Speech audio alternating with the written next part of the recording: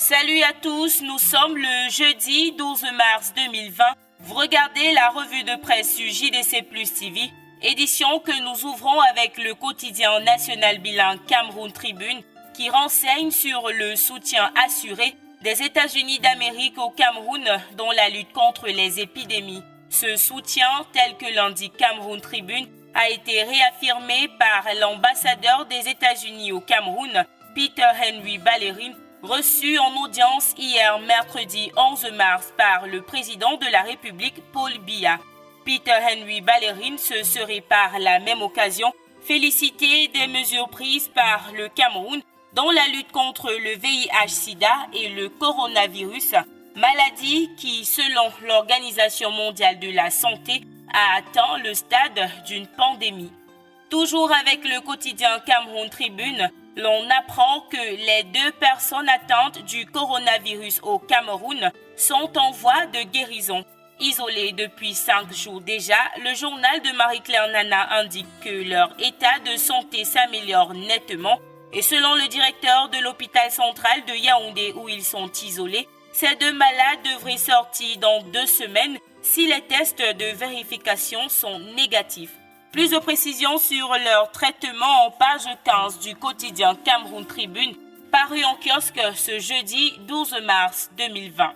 Produits de grande consommation, Barga à Tangana au front contre le coronavirus, c'est le grand titre en une du quotidien Info Matin de ce jour. Le journal souligne qu'au cours d'une concertation hier mercredi 11 mars à Yaoundé avec les importateurs et distributeurs, le ministre du Commerce a évalué les mesures sanitaires et d'approvisionnement du marché pour faire face à la pandémie du coronavirus qui a déjà des conséquences visibles sur l'économie nationale d'après Cameroun Business.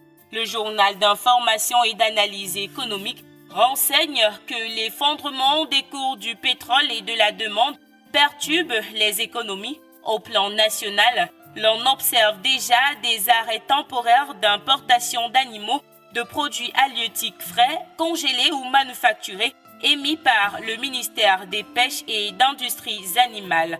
Le journal a rencontré le docteur Michael Djoumé-Ebon, qui donne son avis à ce sujet en pages 15 à 17 de son édition de ce jour. Allons prendre la température du côté de l'Assemblée nationale où se déroulent actuellement les travaux de la 10e législature. D'après le quotidien Le Messager, Cabral Libi, le député du PCRN pour le Nion-Ekele, veut succéder à Cavaye Guédibril au poste de président de la Chambre basse du Parlement. L'événement, quant à lui, révèle les manigances d'Emilia Lifaka Mondjoya pour remplacer Cavaye Guédibril à ce même poste. D'après l'hebdomadaire, soutenu par un ancien Premier ministre et un membre du gouvernement actuel, tous originaires du Sud-Ouest, la vice-présidente du groupe parlementaire RDPC tient des réunions secrètes en sa résidence pour accéder au perchoir. Refermons cette édition de la revue de presse avec le quotidien Émergence qui indique que selon le constat établi par la Commission technique de réhabilitation des entreprises du secteur public et parapublic en abrégé CTR, dans son rapport de 2019 sur les entreprises et établissements publics au Cameroun, la Sonara serait en situation de faillite. Et voilà qui vient mettre un terme à cette édition de la revue de presse du JDC Plus TV. Merci d'avoir regardé. À demain.